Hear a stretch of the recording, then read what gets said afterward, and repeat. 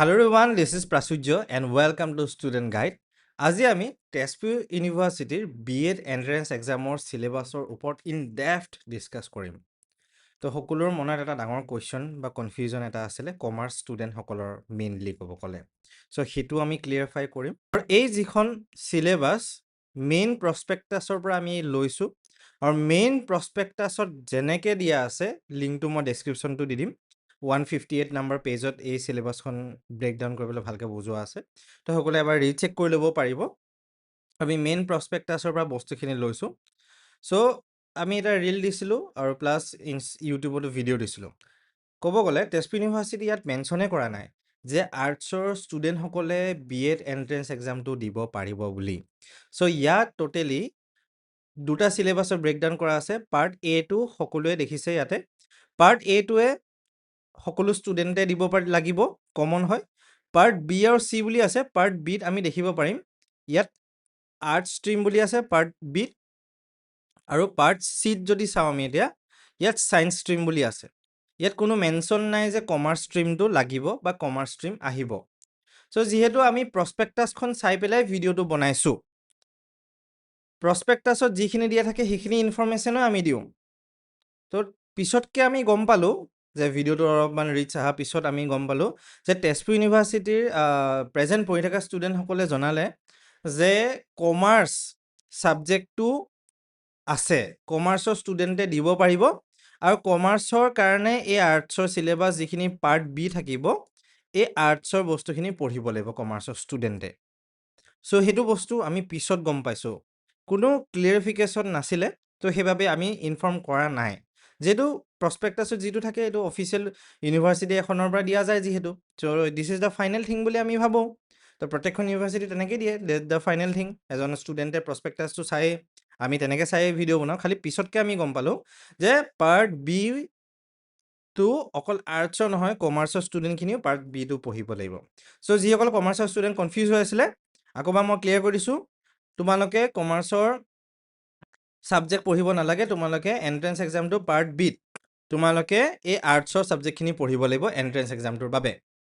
So ঠিক আছে তো বেছি কনফিউজ নহবা চিল একদম সো এতিয়া আমি ক্ৰাইটেৰিয়াটো মই ইয়াতে একবাৰ ব্ৰেকডাউন কৰি দিওঁ ক'ব গ'লে সিট টোটেল 66 মান এনেকুৱা টাইপৰ সিট আছিলে আই থিংক 63 মান সিট আছিলে নেকি মই অলপ কনফিউজ হৈ আছো 63 অৰ 66 মান সিট আছে সো ইয়াৰ ভিতৰত 50% সায়েন্সৰ কাৰণে আৰু 50% আৰ্টছ এণ্ড কমাৰ্চৰ বাবে আৰ্টছ এণ্ড কমাৰ্চৰ বাবে 50% আছে আৰ্টছ এণ্ড কমাৰ্চ একেলগে আৰু সায়েন্সটো বেলেগকে 50% সায়েন্সৰ কাৰণে যদি টোটেল 63 মান সিট থাকে তেতিয়াহ'লে হাফ ব্ৰেকডাউন কৰি ল'ব পাৰিব সকলোৱে আৰু BA BSc BCom bachelor of engineering BTech সেই ডিগ্ৰীবিলাক থাকিব লাগিব মিনিমাম 55 মাৰ্কছ ইকুইভেলেণ্ট থাকিব লাগিব ডিগ্ৰীত তো এতিয়া পাৰ্ট বি আৰু পাৰ্ট চি প্ৰসপেক্টাছৰ মই দি দিম প্ৰসপেক্টাছত কিন্তু এনেকুৱাকৈ আছে ইয়াত কোনো কমাৰ্চ শব্দ মেনশ্যন নাই তো সেইবাবে মই আৰ্টছ আৰু সায়েন্সে ক'ম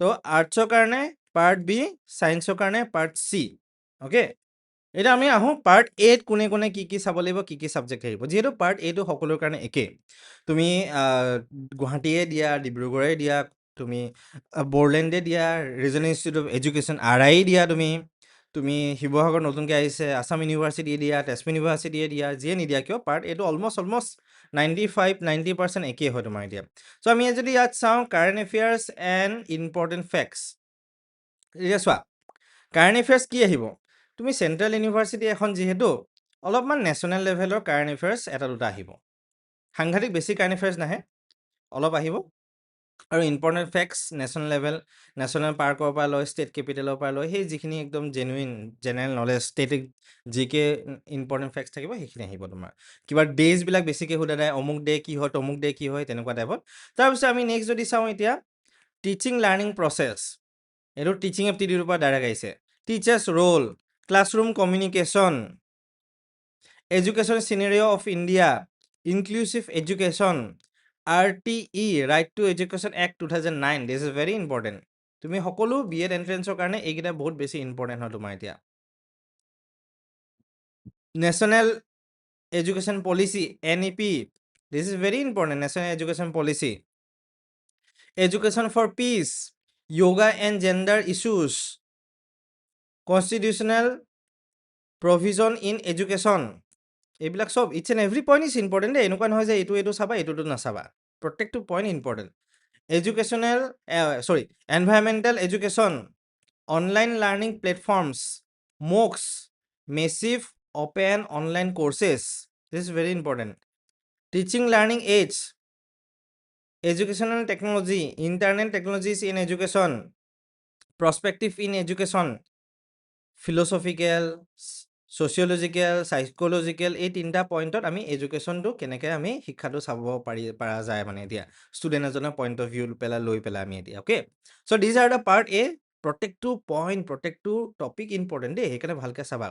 আৰু আৰ্টছৰ ষ্টুডেণ্টসকলৰ কাৰণে ইয়াত আৰ্টছ দি আছে কাৰণে মই আৰ্টছে ক'ম, যিহেতু কমাৰ্চ শব্দটো ইয়াত মেনশ্যন নাই, তো এনে মই কমাৰ্চ শব্দটো মেনশ্যন নকৰোঁ অ'কে।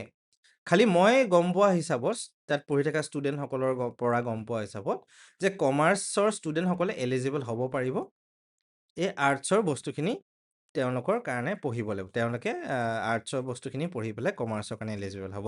এতিয়া আমাৰ history, geography, political science, economics, এই 4টা পইণ্ট দি থৈ দিয়া আছে আপ টু ক্লাছ 12 লেভেল। 11, 12 বা 8, 9, 10 তেনেকুৱা টাইপতো তোমালোকে 9, 10, 11, 12 ইজ ভেৰি ইম্পৰ্টেণ্ট। যদি তোমালোকে আৰ্টছৰ বেকগ্ৰাউণ্ডৰ হয় তোমালোকৰ কাৰণে বেছি হেল্পফুল হ'ব।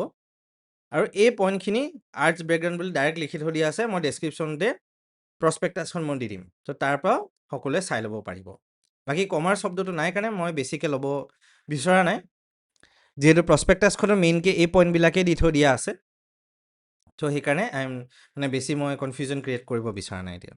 চ' আমি যদি চাওঁ history, geography, political science, economics, এই ছাবজেক্টকেইটা আমি B.Ed কৰাৰ পিছত যেতিয়া আমি CTET দিম বা টেট দিম, এই বস্তুবিলাক লাগিব। NCERT বস্তুবিলাক বহুত বেছি ইম্পৰ্টেণ্ট হয়, এইখিনি বস্তু লাগিবই। সকলোৱে যাতে এইখিনি বস্তু ভালকৈ চাই থৈ দিব পাৰে।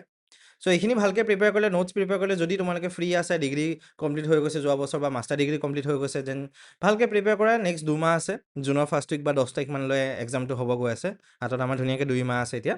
চ' নেক্সট আমি যদি চাওঁ ছায়েন্স ষ্ট্ৰীমৰ বাবে maths, physics, chemistry, biology class 12 লেভেললৈকে, এই 4টা ছাবজেক্ট ক্লাছ 12লৈকে আমাৰ মেথছ, ফিজিক্স, কেমেষ্ট্ৰি, বায়'লজি। তোমালোকে যদি এই ছাবজেক্টখিনি ভালকৈ চোৱা, যেতিয়া তোমালোকে টিচাৰ হ'ব তেতিয়া তোমালোকৰ কাৰণে বহুত হেল্পফুল হ'ব ফৰ ছায়েন্স ষ্টুডেণ্ট। চ' সেইকাৰণে ভালকৈ প্ৰিপেয়াৰ কৰা। চ' এইখিনি তোমালোকক জনাবলগীয়া আছিলে তেজপুৰ ইউনিভাৰ্চিটিৰ চিলেবাছখনৰ পৰা। চ' প্ৰস্পেক্টাছখন এবাৰ নোচোৱাকৈ নাথাকিবা, সকলোৱে চাবা। 159, 158 এনেকুৱা টাইপৰ পেজত আছে, 158 অৰ 159 পেজত ডেছক্ৰিপশ্যন লিংকটো যিহেতু দি থৈ দিয়া আছে, তাতে তোমালোকে এবাৰ চেক কৰি ল'ব পাৰিবা প্ৰস্পেক্টাছখন।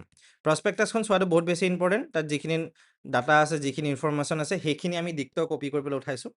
চ' আমি গম পোৱা হিচাপত আমি মিছ ইনফৰমেশ্যন স্প্ৰেড কৰি আছোঁ বুলি 2-এজনে কোৱা দেখা গৈছিল। চ' আমি কেতিয়াও মিছ ইনফৰমেশ্যন স্প্ৰেড কৰিব নিবিচাৰোঁ, যিহেতু মই নিজে গুৱাহাটী ইউনিভাৰ্চিটিৰ এক ষ্টুডেণ্ট হয়। মই নিজেও এইটো ফেজ 2021-22ত মই নিজে পাৰ কৰি আহিছোঁ। ষ্টুডেণ্ট এজনে বহুত কনফিউজ হৈ যায় যে কি কৰিব। মই যেতিয়া এণ্ট্ৰেঞ্চ এক্সাম দিছোঁ, কি কৰিব কি নকৰিব মই নিজে নাজানো। মোৰ কোনোবা চিনাকি এজন আছিলে, মই তেওঁক সুধিছোঁ যে কি পঢ়িম কি নপঢ়িম। মই মাছ কমৰ কাৰণে এণ্ট্ৰেঞ্চ এক্সাম দিছিলোঁ, তো তেওঁলোকে ক'লে ঠিক আছে তুমি এইখিনিখিনি পঢ়া, then it will be fine. তো সেইখিনি পঢ়িছোঁ, আছাম ইয়েৰ বুক পূৰা ফালি ক্লিয়াৰ কৰি দিছোঁ, হৈ গৈছে মোৰ মাছ কমৰ এণ্ট্ৰেঞ্চ এক্সাম। চ' সেইকাৰণে আমি যিখিনি ইনফৰমেশ্যন দিওঁ, যিখিনি পইণ্ট দিওঁ, 2-3বাৰকৈ ৰিভাইজ কৰোঁ। মোৰ যিজন কো-ফাউণ্ডাৰ আছে তেওঁ টোটেলি ৰিভাইজ কৰে। মই গোটেই বস্তুখিনি আকৌ এবাৰ চেক কৰোঁ, ক্ৰছ চেক কৰোঁ, তাৰপিছত আমি ইয়াত বস্তুখিনি কওঁ। এতিয়া যদি ইউনিভাৰ্চিটিখনেই ক্লিয়াৰিফিকেশ্যন নিদিয়ে, চ' আমি কেনেকৈ বস্তুখিনি ক'ম কওকচোন, আপোনালোকে নিজে কওক। চ' সেইকাৰণে বস্তুটো মই ক্লিয়াৰিফাই কৰি দিছোঁ, যিহেতু কোনোবা এজন দুজনে দেখিছোঁ মই এতিয়া মোৰ তাত খবৰটো আহিছে কাৰণে মই ক্লিয়াৰিফাই কৰি দিছোঁ, যিহেতু আমি একদম মই ষ্ট্ৰেইট ফৰৱাৰ্ড আৰু টোটেলি ক'ব গ'লে। চ' সেইকাৰণে এইখিনি মই জনালোঁ। বাকী ভালকৈ প্ৰিপেয়াৰ কৰা। আৰু চেণ্ট্ৰেল ইউনিভাৰ্চিটি বেলেগত যদি যাব বিচাৰা, RI ইজ দ্য বেষ্ট। NCERTৰ কলেজ হয়, দিল্লীৰ NCERT কলেজ হয় এইখন। RI যিখন হয় একদম বেষ্ট হয় B.Edৰ কাৰণে। আমাৰ নৰ্থ ইষ্টৰ ক'ত আছে, শ্বিলঙত আছে। RI উমিয়াম অৰ RI শ্বিলং বুলি ক'ব পৰা যায়। তাত B.Ed আৰু ইন কেম্পাছ হোষ্টেলৰ ফিজ এৰাউণ্ড 1200 বা 1800 এনেকুৱা টাইপত থাকে চাগে, আৰু প্লাছ তাহাঁতৰ ফিজখিনিও বহুত কম। আৰু বাকী ষ্টেট ইউনিভাৰ্চিটিবিলাকতো তোমালোকে ট্ৰাই কৰিবা। এনেকুৱা নহয় যে অকল এখন ইউনিভাৰ্চিটিতে দিবা, 3-4খনমানত দি দিবা, কাৰণ এইবাৰ B.Edৰ কম্পিটিশ্যন সাংঘাতিক লেভেলত হ'ব গৈ আছে, এক্সট্ৰিম লেভেলত হ'ব গৈ আছে। মই যোৱা বছৰ মই লাষ্ট 2023 পৰা student guide and university guide YouTube চেনেলটো চলাই আছোঁ। তাত মই যোৱা বছৰৰ পৰা যিমান হাইপ দেখিছোঁ, মানে লাষ্ট 3 ইয়াৰ্ছত যিমান হাইপ দেখিছোঁ, এইবাৰ তাৰ মানে 10 টাইমছ বেছি দেখিছোঁ মই হাইপটো B.Edত। কাৰণ ৰিচেণ্টলি আমাৰ টেট ৰিক্ৰুইটমেণ্ট হ'ল জানুৱাৰী মাহত, তাত বহুতখিনি পালে, মোৰ ফ্ৰেণ্ডছ বহুতখিনিয়ে চাকৰি পালে, তো বহুতখিনি টিচিং জব পালে, এণ্ড সকলোৱে টিচিং জব ইজ দ্য মানে বেষ্ট ফাইন সকলোৱে হ'ব বিচাৰে, এণ্ড আমাৰ টিচাৰ দৰকাৰ আছে মানে গভৰ্ণমেণ্ট স্কুলছবিলাকত। চ' সেইকাৰণে আপোনালোকৰ নিচিনাই তোমালোকৰ নিচিনাকৈ ফাইন ষ্টুডেণ্টবিলাকৰ দৰকাৰ হৈছে আমাৰ গভৰ্ণমেণ্ট স্কুলবিলাকক ট্ৰেন্সফৰ্ম কৰিবলৈ।